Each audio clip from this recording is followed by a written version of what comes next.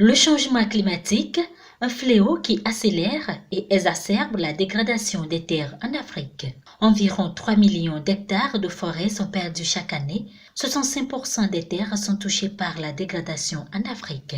La problématique de la gestion durable des terres par une technologie appropriée et le mode de financement pour la restauration de ces terres dégradées était la thématique abordée par des groupes panélistes dont l'ancien ministre de l'Environnement du Bénin, Luc Nyakadja, était le modérateur.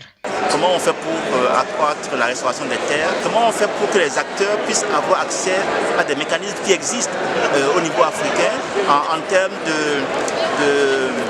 d'assurance du risque, de manière à ce que quand le risque vient, celui qui, par exemple, un paysan qui perd tout suite à une sécheresse, comment on fait pour que ce paysan-là soit assuré en amont pour qu'en aval, quand le risque survient, qu'il puisse être dédommagé. Ces choses-là ont été discutées. La Banque africaine de développement a montré que les programmes qu'elle a en place, la Banque a insisté sur le fait que l'adaptation est au cœur des agendas de tous les pays africains en termes de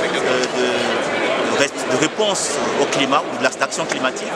Les représentants du groupe Africa Risk, la Banque africaine de développement, l'Ouganda et le Bénin ont chacun partagé leur expérience en matière de la restauration des terres. Le Bénin a fait l'option d'éviter, de réduire la dégradation des terres, de restaurer désormais ces terres parce que cette dégradation nous coûte environ 8% de notre PIB, ce qui fait environ 287 milliards de francs CFA par an. Et pour y aller, nous avons associé les paysans, les acteurs de la société civile, tous les acteurs qui travaillent donc sur la terre et qui nous a permis de remettre à l'échelle les pratiques, les techniques endogènes qui existent, de les documenter afin de pouvoir sortir des technologies appropriées pour la restauration des terres.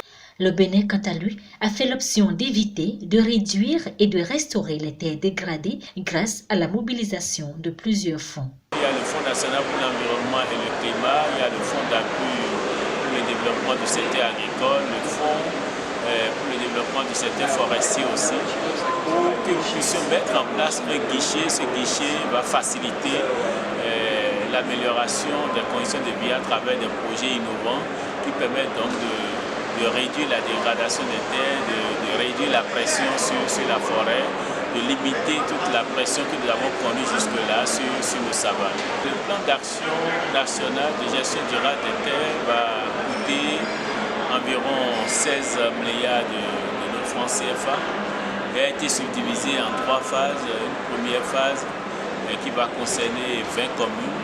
Et à partir de ces 20 communes, nous allons revoir, donc tirer exemple de leçons de ce qui est fait, ce qui nous permettra donc d'aller sur la deuxième phase et puis après sur la troisième phase.